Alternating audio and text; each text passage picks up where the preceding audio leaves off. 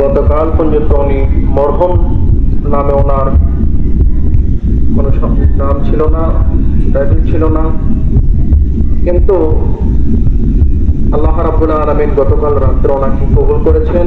আজকে আমাদের সামনে চারপিয়া খাটের মধ্যে শুয়ে আছেন। আমরা প্রত্যেকে জানি যে মৃত্যুটা আমাদের জন্য, প্রত্যেকের জন্য অনুভূত। এই মৃত্যু থেকে আমরা চাইলেও কেউ বাঁচতে পারবো না। দুনিয়ার সবকিছু যদি মিথ্যা হয়, মৃত্যু নামে ঘোষণাটা এটা একটা সত্য ঘোষণা। আমরা গতকাল 5 জন হুজুর আমরা এসেছিলাম ছাত্রদের গড়েতে, আমরা সেবা খতম করেছিলাম। আল্লাহ রাব্বুল আলামিন আর রাত্রেবেলা ওনাকে কবুল করেছেন।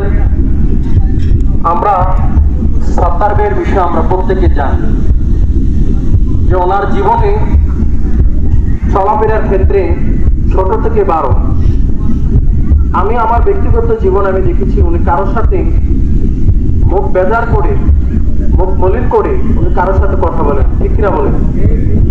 ওনার ব্যবহারটা অত্যন্ত একটা ভালো ব্যবহার ছিল। সামাজিকভাবে উনি যাদের সাথে চলাফেরা করেছেন প্রত্যেকটি মানুষের সাথে ওনার আন্তরিক একটা সম্পর্ক ছিল, এবং আমাদের সাথে আন্তরিক একটি সম্পর্ক ছিল। উনি আমরা যে ছোট ছিলাম, আমাদেরকে ছোট ভাই হিসাবে আমাদেরকে নাম দিয়ে ডাক দিতেন না, ভাই বলে ডাক দিতেন। তো যা হোক, আমরা সত্তর ভাইয়ের বিষয়ে প্রত্যেকে জানি উনি একজন ভালো লোক ছিল। আল্লাহ তাআলা যেন ওনাকে জান্নাতি মেহমান হিসাবে কবুল করে সকলে পড়ে আমিন। এই উপস্থিতি, আমরা আজকে এখানে এসেছি, আমরা জানি প্রত্যেকে মৃত্যুবরণ করতে হবে। এই কথাটা আমরা তখনই স্মরণ করি যখন জানাজার মাঠে আমরা আসি, এই কিছুক্ষণের জন্য এটা আমরা উপলব্ধ করি। কিন্তু যখন জানাজার ময়দান থেকে আমরা চলে যাই, তখন আমাদের আর এগুলো স্মরণ থাকে না। তা আমরা আজকে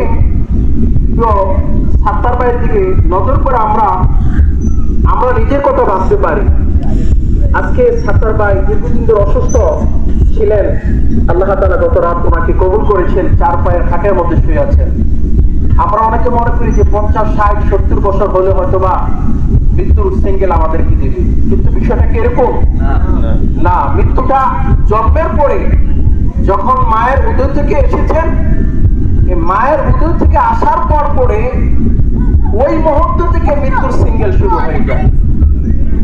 দেখেছে একটা নিঃশ্বাস নেওয়ার পর পরে আল্লাহ তাআলা দুনিয়ার বান্দা অনেকে নিয়ে যায়। এই কথাটা আমাদের চিন্তা করা দরকার যে মরা আমাদের জন্য, মৃত্যুটা আমাদের জন্য সত্য। যে কোনো মুহূর্তে আমরা মরতে হবে।